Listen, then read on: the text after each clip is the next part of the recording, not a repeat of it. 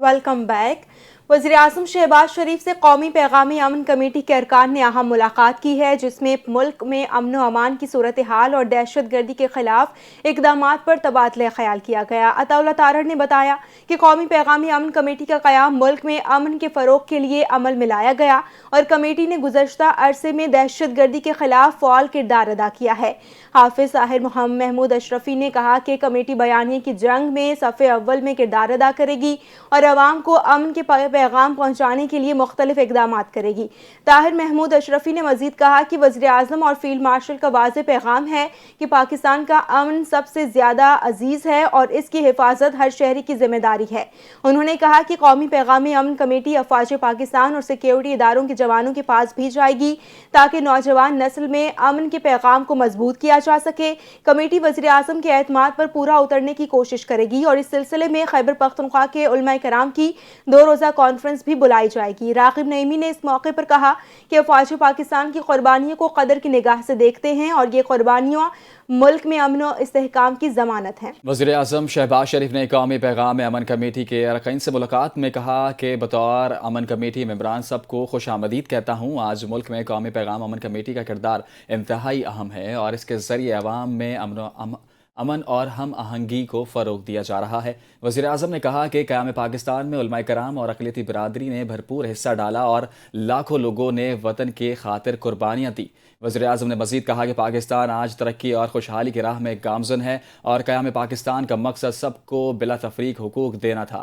अल्लाह ताला ने पाकिस्तान को बेहतरीन वसाइल अता किए और मुल्क के पास खरबों डॉलर की कुदरती वसाइल मौजूद है। उन्होंने कहा कि हुकूमत की अवलीन तरजीह गुर्बत और बेरोज़गारी का खात्मा और कर्ज़ों से निजात हासिल करना है। काम मुश्किल ज़रूर है लेकिन नामुमकिन नहीं। वज़ीर-ए-आज़म ने अफ़वाज पाकिस्तान की बहादुरी और बेहतरीन हिकमत अमली को सराहा और कहा कि अफ़वाज ने मार्का हक़ में हिंदुस्तान को शिकस्त देकर फील्ड मार्शल आसिम मुनीर ने खुद इस मार्के में क़यादत की। वज़ीर-ए-आज़म ने कहा कि हिंदुस्तान को ऐसा सबक दिया कि जो रहती दुनिया तक वो याद रखेगा। नायब वज़ीर-ए-आज़म और वज़ीर ख़ारजा इसहाक़ डार की ज़ेर सदारत पाक इंडोनेशिया ताउन से मुतालिक बैनुल वज़ारती इजलास मुनक़िद हुआ है, जिसमें दोनों ममालिक के दरमियान सेहत के शोबे में ताउन का तफसीली जायज़ा लिया गया। इजलास में सदर इंडोनेशिया के हालिया दौरे पाकिस्तान के बाद होने वाली पेशरफ्त पर भी गौर किया गया। इजलास में इस बात पर इत्तफ़ाक़ किया गया कि सेहत के शोबे में पाक इंडोनेशिया ताउन को मज़ीद फ़रोग़ दिया जाएगा और बाहमी इश्तराक से मुश्तरका मनसूबों पर काम तेज़ किया जाएगा। इसहाक़ डार ने इजलास से खिताब करते हुए कहा कि पाकिस्तान इंडोनेशिया के साथ अपने ताल्लुकात को मज़ीद मजबूत और वसअत देने का ख्वाहां है। उन्होंने कहा कि दोनों ममालिक के दरमियान करीबी ताउन न सिर्फ सेहत बल्कि दीगर शोबों में भी बाहमी फ़ायदे का बाइस बनेगा। इजलास में वज़ीर सेहत समेत आला सरकारी हुकाम ने शिरकत की और मुस्तक़बिल की हिकमत अमली पर मुशावरत भी की गई। इलेक्शन कमीशन ने गोशवारे जमा न करवाने पर 159 अरकान पार्लियामेंट और सूबाई असम्बली की रुकनियत मुअत्तल कर दी। पार्लियामेंट में दाखिले से रोक दिया गया। कौमी असम्बली के 32, वज़ीर तालीम राना सिकंदर हयात समेत पंजाब असम्बली के 50, सिंध असम्बली के 33, KP के असम्बली के 28, बलूचिस्तान असम्बली के 7 और सेनेट के 9 अरकान की रुकनियत मुअत्तल की गई।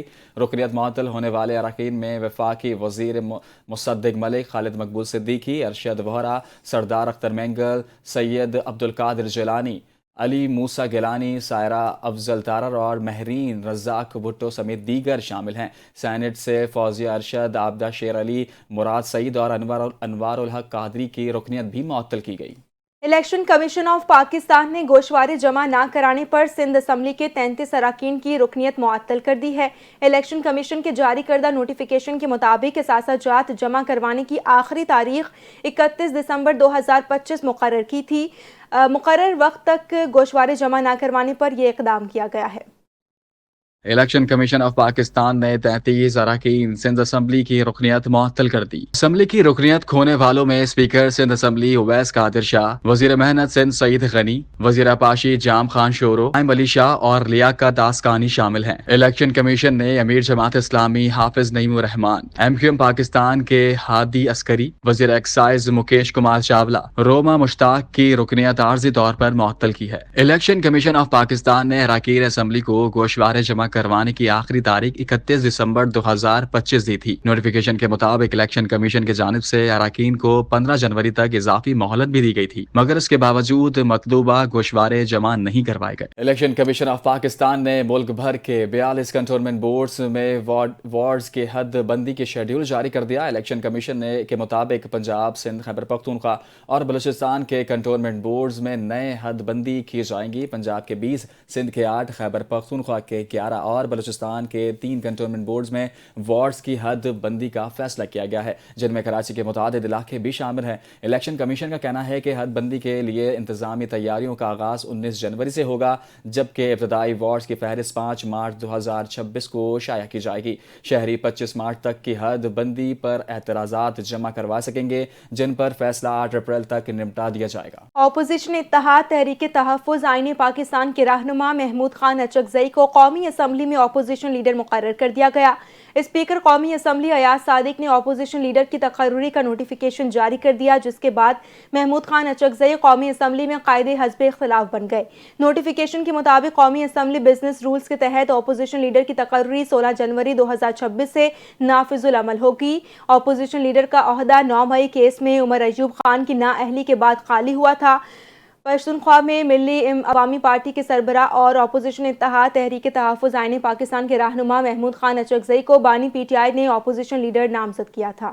پریزائڈنگ آفیسر شیر رحمان کی زیر صدارت سینٹ کے اجلاس میں دہشت گردی کے واقعات میں شہید ہونے والوں کے لیے فاتحہ خوانی کی گئی۔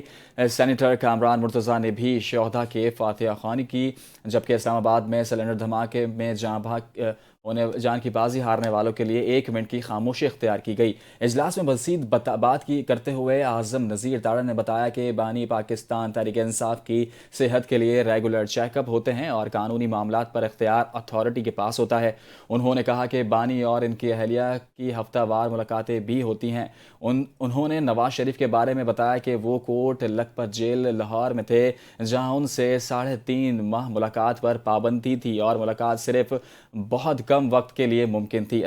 اعظم نذیر تاڑا نے مزید کہا کہ انڈر ٹرائل معاملات کو عدالتیں ریگولر کرتی ہیں، حکومتیں نہیں، اور انہوں نے یہ بھی کہا کہ نواز شریف سے ملاقاتوں کے لیے کورٹ سے بڑی مشکل سے اجازت لیتے تھے۔ اسپیکر قومی اسمبلی ایاز صادق نے انکشاف کیا ہے کہ ان کی جعلی آواز بنا کر پیسے بٹورنے کی کوشش کی گئی۔ قومی اسمبلی کے اجلاس میں اسپیکر ایاز صادق نے بتایا کہ میری آواز بنا کر کسی نے کسی سے پیسے مانگے۔ اس شخص نے مجھ سے رابطہ کر کے پوچھا تو میں نے کہا کہ میں نے نہیں مانگے۔ دوران اجلاس اعجاز الحق نے کہا کہ میرے پاس 19 چالان آئے ہیں، کل بھی ایک چالان آیا جس پر MNA عالیہ کامران نے کہا کہ یہ پیسے کسی اکاؤنٹ میں تو جاتے ہیں، کتنے اکاؤنٹس پتہ لگائے گئے۔ طلال چودھری نے جواب دیتے ہوئے کہا کہ یہاں پر رینٹ اے اکاؤنٹ چل رہا ہے، ہم اس متعلق تمام لوگوں کا پتہ لگا رہے ہیں۔ اختیار بیگ نے ایوان کو بتایا کہ اس معاملے میں اسٹیٹ بینک کو بھی شامل کر لیا گیا ہے تاکہ فراڈ میں استعمال ہونے والے اکاؤنٹس کی مکمل تفصیلات حاصل کی جا سکیں۔ وزیر اعلیٰ بلوچستان سرفراز بگٹی نے اعلان کیا ہے کہ تھانہ خروٹ آباد کا نام شہید میجر انور کاکڑ پولیس اسٹیشن رکھ دیا گیا ہے، جبکہ سرکاری school T B sanatorium school بھی شہید میجر انور کاکڑ کے نام سے منسوب کر دیا گیا۔ وزیر اعلیٰ بلوچستان نے کہا کہ شہداء ہمارے قومی ہیرو ہیں اور ان کا کردار ہمیشہ زندہ رہے گا۔ سرفراز بگٹی نے کہا کہ قومی سلامتی کے لیے جان قربان کرنے والے شہداء کو خراج عقیدت پیش کرنا ہمارا فرض ہے۔ وزیر اعلیٰ نے مزید کہا کہ شہداء کے اہل خانہ اور بچوں کو تنہا نہیں چھوڑا جائے گا اور ان کی ہر ممکن معاونت کی جائے گی۔ سابق وزیر صنعت پنجاب MS تنویر نے ایک نیوز کانفرنس میں پاکستان کی صنعت اور ریئل اسٹیٹ سیکٹر کی موجودہ صورتحال پر شدید تشویش کا اظہار کیا۔ انہوں نے کہا کہ جو مسائل وہ گزشتہ برسوں سے حکومت کو سمجھانے کی کوشش کر رہے تھے، اب وہ دنیا بھر میں بھی زیر بحث آ گئے ہیں۔ ورلڈ اکانومی فرم کے حالیہ رپورٹ کے مطابق گزشتہ 2 سال میں ملک کے 150 بڑے ٹیکسٹائل یونٹس بند ہو گئے ہیں، جس سے نہ صرف ملازمتوں کا نقصان ہوا بلکہ ملک کی معیشت کو بھی شدید متاثر ہوئی ہے۔ SM تنویر نے بتایا کہ ایک بڑا ٹیکسٹائل یونٹ قائم کرنے میں 3 نسلیں لگ سکتی ہیں، اس لیے صنعت کی ترقی کی رفتار بہت سست ہو گئی ہے۔ انہوں نے مزید کہا کہ پاکستان میں ریئل اسٹیٹ بزنس مکمل طور پر ختم ہو گیا ہے، جبکہ اس سیکٹر کے ساتھ وابستہ تقریباً 40 دیگر صنعتیں بھی شدید بحران کا شکار ہیں۔ سابق وزیر صنعت نے خبردار کیا کہ پاکستان میں صنعتوں کو فراہم کی جانے والی بجلی بہت مہنگی ہے اور انڈسٹری پر ٹیکس کی شرح بھی بہت زیادہ ہے، جس کی وجہ سے کاروبار لاگت بڑھ گئی ہے اور نئے سرمایہ کاروں کے لیے ماحول مشکل ہو گیا ہے۔ انہوں نے حکومت سے فوری اقدامات کا مطالبہ کیا تاکہ صنعتیں دوبارہ بحال ہوں اور ملکی معیشت مستحکم ہو۔ ایس ایم تنویر کا کہنا تھا کہ اگر فوری اصلاحات نہ کی گئیں تو ملک کی معیشت پر اس کی دیر پا اثرات مرتب ہوں گے اور ملازمتوں کا نقصان بڑھے گا۔ انہوں نے عالمی فرم کی رپورٹ کو مسائل کے طور پر پیش کرتے ہوئے کہا کہ پاکستان میں صنعت اور ریل اسٹیٹ سیکٹر کے موجودہ بحران کا حل ناگزیر۔ 9 مئی جلاؤ گھیراؤ کیس میں علیمہ خان، فواد چودھری اور دیگر ملزمان کی عبوری ضمانتوں میں توسیع کر دی گئی۔ عدالت نے ملزمان کی عبوری ضمانتیں 13 فروری تک بڑھانے کا حکم دے دیا۔ سماعت کے دوران اسد عمر عبوری ضمانت کی مدت ختم ہونے پر عدالت میں پیش ہوئے، جبکہ علیمہ خان، عظمیٰ خان اور فواد چودھری کی حاضری سے استثناء کی درخواست منظور کر لی گئی۔ جمشید چیمہ، مسرت جمشید اور شیخ امتیاز سمیت دیگر ملزمان عدالت میں پیش ہوئے۔ عدالت نے آئندہ سماعت پر وکلاء کو بحث اور دلائل کے لیے طلب کر لیا ہے۔ کیس کی سماعت ATC جج ارشد جاوید اور منظر علی گل نے کی۔ انسداد منشیات فورس نے ملک کی مختلف شہروں اور تعلیمی اداروں کے اطراف منشیات سپلائی پر کریک ڈاؤن۔ ترجمان ANF کے مطابق 9 کارروائیوں کے دوران افغان باشندے سمیت 8 ملزمان کو گرفتار کر لیا گیا۔ 50 کروڑ 89 لاکھ روپے سے زائد مالیت کی 66 کلو گرام سے زائد منشیات برآمد کر لی گئی۔ چنگی نمبر 26 اسلام آباد کے قریب ملزم سے 9.6 کلو چرس برآمد کی گئی۔ گرفتار ملزم نے طلبہ کو منشیات فروخت کرنے کا اعتراف بھی کر لیا۔ راولپنڈی میں کوریئر آفس میں برطانیہ سے آئے پارسل سے 150 کلو گرام کینابیس برآمد کی گئی ہے، جبکہ لاہور میں کوریئر آفس میں برطانیہ کے لیے بک پارسل سے 5 کلو آئس اور 5 کلو افیون برآمد کر کے ملزم کو گرفتار کر لیا گیا۔ ترجمان کے مطابق کراچی میں ہب ریور روڈ پر گاڑی سے 10 کلو ہیروئن برآمد کر کے ملزم کو گرفتار کر لیا گیا، جبکہ شاہ رکن عالم کالونی ملتان میں 2 ملزمان سے 4 کلو آئس اور 250 گرام افیون برآمد کی گئی۔ ترکئی ٹول پلازا کے قریب ملزم سے 2.4 کلو گرام چرس برآمد کی گئی۔ پڑی بنگلہ ڈسٹرکٹ گلگت کے قریب ملزم سے 600 گرام چرس برآمد کر لی گئی۔ کارخانوں مارکیٹ جمرود روڈ پشاور کے قریب افغان نیشنل سے 300 گرام آئس، جبکہ نوکنڈی میں جھاڑیوں میں چھپائی گئی 6571 کلو چرس برآمد کر لی گئی۔ ملزمان کے خلاف انسداد منشیات ایکٹ 1997 کے تحت مقدمات درج کر لیے گئے، تحقیقات شروع ہے۔ وزیر اعلیٰ سندھ مراد علی شاہ کے ہدایت پر پلاننگ اینڈ ڈیولپمنٹ کی ٹیم کا ملیر ندی پر زیر تعمیر پل کا دورہ، قائد آباد میں M5 مرغی خانہ پل کا بھی معائنہ کیا۔ وزیر اعلیٰ سندھ کی بریفنگ میں بتایا کہ ملیر ندی پل منصوبے کی لاگت 3 ارب 6 ملین روپے سے زائد ہے، جبکہ منصوبے کی فزیکل پیش رفت 65% اور مالی اخراجات 61.6% مکمل ہو چکے ہیں۔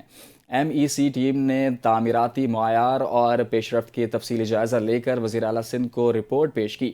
بریفنگ میں بتایا گیا کہ سائٹ پر کنکریٹ کی مضبوطی جانچنے کے لیے نان ڈسٹرکٹیو ٹیسٹ کیے جائیں گے اور گارڈرز اور ٹرانسم کے سائن کی پیمائش بھی مکمل کی جائے گی۔ وزیر اعلیٰ سندھ نے ہدایت کی کہ ترقیاتی کام کے معیار پر کوئی سمجھوتہ نہیں کیا جائے گا اور منصوبہ مئی 2026 تک مکمل کیا جائے گا۔ انہوں نے کہا کہ الیکٹرک یوٹیلیٹی منتقلی پر تاخیر پر لیٹرز بھی جاری کرنے کی ریمارکس کے لیے بجری اور ایگزیکیوٹیو بحث کا اسٹاک فوری طور پر یقینی بنایا جائے۔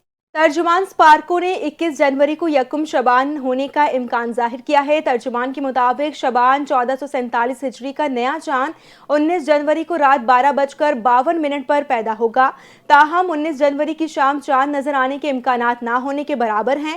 ترجمان سپارکو کا کہنا ہے کہ فلکیاتی حسابات کے مطابق یکم شعبان متوقع طور پر 21 جنوری 2026 کو ہو سکتا ہے۔ شعبان کے آغاز کا حتمی اعلان مرکزی رؤیت ہلال کمیٹی کرے گی۔ اسی کے ساتھ نیوز اسٹوڈیو سے فی الوقت کے لیے اتنا ہی۔ مزید خبروں اور اپڈیٹس کے لیے دیکھتے رہیے NTN نیوز۔